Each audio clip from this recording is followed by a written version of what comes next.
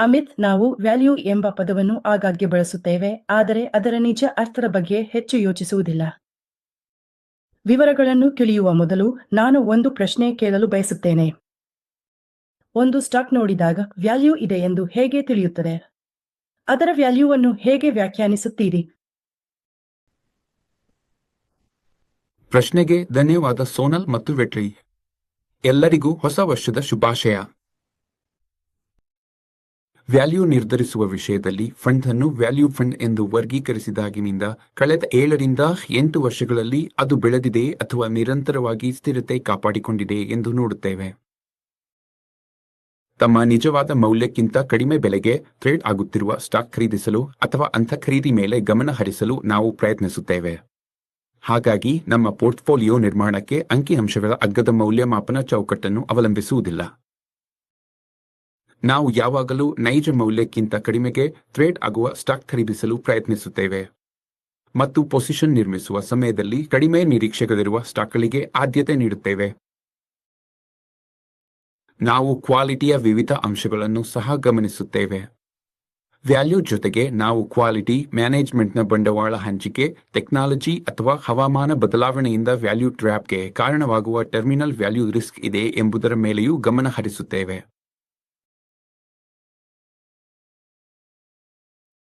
ಅಕೌಂಟ್ನಲ್ಲಿ ತೋರಿಸಿದ ಲಾಭದ ಮೇಲೆ ಗಮನ ಹರಿಸುವ ಬದಲು ನಾವು ಕ್ಯಾಶ್ ಫ್ಲೋ ಮೇಲೆ ಗಮನ ಹರಿಸುತ್ತೇವೆ.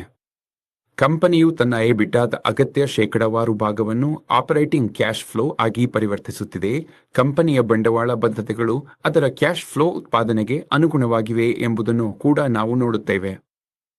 ಸೈಕ್ಲಿಕಲ್ ವಲಯಗಳಲ್ಲಿ ಹೂಡಿಕೆ ಮಾಡಲು ನಾವು ಆ ವಲಯ ಅಥವಾ ಕಂಪನಿಗಳು ತಮ್ಮ ಕಾರ್ಯಾಚರಣೆ ಮತ್ತು ಲಾಭದ ಸೈಕಲ್ನಲ್ಲಿ ಯಾವ ಹಂತದಲ್ಲಿವೆ ಎಂಬುದರ ಮೇಲೆ ಗಮನ ಹರಿಸುತ್ತೇವೆ. ಮತ್ತು ಮುಖ್ಯವಾಗಿ ನಾವು ಕಾರ್ಪೊರೇಟ್ ಆಡಳಿತವನ್ನು ಗಮನಿಸುತ್ತೇವೆ. ಆಡಳಿತ ಸಮಸ್ಯೆಗಳ ಕಾರಣಗಳಿಂದಾಗಿ ಅನೇಕ ಸ್ಟಾಕ್ಗಳು ಮೇಲ್ನೋಟಕ್ಕೆ ಕಡಿಮೆ ಮೌಲ್ಯವನ್ನು ಹೊಂದಿರುತ್ತವೆ. ಆದ್ದರಿಂದ ಕಾರ್ಪೊರೇಟ್ ಆಡಳಿತದ ವಿಷಯದಲ್ಲಿ ನಾವು ಕಟ್ಟುನಿಟ್ಟಿನ ಮಾನದಂಡ ಹೊಂದಿದ್ದೇವೆ. ಎಕನಾಮಿಕ್ ಸೈಕಲ್ನಲ್ಲಿ ನಾವು ಎಲ್ಲಿದ್ದೇವೆ ಎಂದು ತಿಳಿಯಲು ವಲಯಗಳ ಹಿಂದಿನ ಮೌಲ್ಯಮಾಪನವನ್ನು ಮಾತ್ರ ನೋಡುವುದಿಲ್ಲ, ಜೊತೆಗೆ ಆ ವಲಯ ಅಥವಾ ಕಂಪನಿಯ ಮೂಲ ಬಿಸಿನೆಸ್ ಡೈನಾಮಿಕ್ಸ್ ಕಾಲಾನಂತರದಲ್ಲಿ ಹೇಗೆ ಬದಲಾಗುತ್ತಿದೆ ಎಂದು ಕೂಡ ಗಮನಿಸುತ್ತೇವೆ. ನಾವು ಸಂಪೂರ್ಣವಾಗಿ ಹಳೆಯ ಡೇಟಾವನ್ನು ಅವಲಂಬಿಸಿಲ್ಲ. ಇತ್ತೀಚೆಗೆ ಡಿಜಿಟಲ್ ಆರ್ಥಿಕತೆಯಿಂದ ಪ್ರೇರಿತವಾದ ಅನೇಕ ಹೊಸ ವಲಯ ಕಂಪನಿಗಳು ಲಿಸ್ಟ್ ಆಗುತ್ತಿರುವುದನ್ನು ನೀವು ಗಮನಿಸಿರಬಹುದು. ಅವುಗಳನ್ನು ವ್ಯಾಲ್ಯೂ ಫಂಡ್ ಅಥವಾ ಹಳೆಯ ವ್ಯಾಲ್ಯೂ ಚೌಕಟ್ಟಿನ ದೃಷ್ಟಿಕೋನದಿಂದ ನಿರ್ಣಯಿಸಲು ಕಷ್ಟವಾಗುತ್ತದೆ, ಏಕೆಂದರೆ ಅಲ್ಲಿ ಕ್ಯಾಶ್ ಫ್ಲೋ ಇರುವುದು ಬಹಳ ಕಡಿಮೆ. ಇಂತಹ ಬಿಸಿನೆಸ್ಗಳಲ್ಲಿ ಹೂಡಿಕೆ ಮಾಡುವಾಗ ನಾವು ಯೂನಿಟ್ ಎಕನಾಮಿಕ್ಸ್ ಮೇಲೆ ಗಮನ ಹರಿಸುತ್ತೇವೆ. ಮೌಲ್ಯಮಾಪನಗಳು ತುಂಬಾ ಹೆಚ್ಚಿರುವುದರಿಂದ ನಾವು ಈ ವಲಯಗಳಲ್ಲಿ ಬಹಳ ಸೀಮಿತ ಹೂಡಿಕೆಗಳನ್ನು ಮಾಡುತ್ತೇವೆ. ಆದ್ದರಿಂದ ನೈಜ ಮೌಲ್ಯದ ದೃಷ್ಟಿಕೋನದಿಂದ ವ್ಯಾಲ್ಯೂವನ್ನು ನಿರ್ಧರಿಸುವ ಫಿಲಾಸಫಿಯಿಂದಾಗಿ ಮಾರುಕಟ್ಟೆಯು ಇನ್ನೂ ಗುರುತಿಸದ ವಿಭಿನ್ನ ಸಾಮರ್ಥ್ಯವನ್ನು ಹೊಂದಿರುವ ಕಂಪನಿಗಳಲ್ಲಿ ಹೂಡಿಕೆ ಮಾಡಲು ನಮಗೆ ಅನುಕೂಲತೆ ಸಿಗುತ್ತದೆ. ಇದು ನಮಗೆ ಹೂಡಿಕೆ ಮಾಡಲು ಯೋಗ್ಯವಾದ ಸ್ಟಾಕ್ಗಳ ವ್ಯಾಪ್ತಿಯನ್ನು ಹೆಚ್ಚಿಸುತ್ತದೆ. ಮೌಲ್ಯದ ಮೇಲೆ ಮಾತ್ರ ಗಮನ ಹರಿಸದ ಕಾರಣ ಪೋರ್ಟ್ಫೋಲಿಯೋ ಸ್ಥಿರವಾಗಿರುತ್ತದೆ ಮತ್ತು ಮಾನದಂಡಕ್ಕೆ ಹೋಲಿಸಿದರೆ ಆದಾಯ ಹೆಚ್ಚು ಬದಲಾಗುವುದಿಲ್ಲ. ಪೋರ್ಟ್ಫೋಲಿಯೋ ಹೂಡಿಕೆಯಲ್ಲಿ ಕೆಲವು ಮಾನದಂಡಗಳನ್ನು ಬಳಸುತ್ತೇವೆ.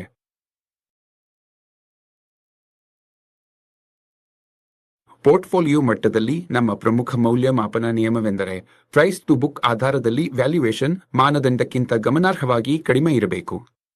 ನಾನು ಯುಟಿಐ ವ್ಯಾಲ್ಯೂ ಫಂಡ್ನಲ್ಲಿ ವ್ಯಾಲ್ಯೂ ಎಂಬ ಪರಿಕಲ್ಪನೆಯನ್ನು ಹೇಗೆ ನೋಡುತ್ತೇನೆ ಎಂಬುದನ್ನು ಹೀಗೆ ವಿವರಿಸಬಹುದಾಗಿದೆ.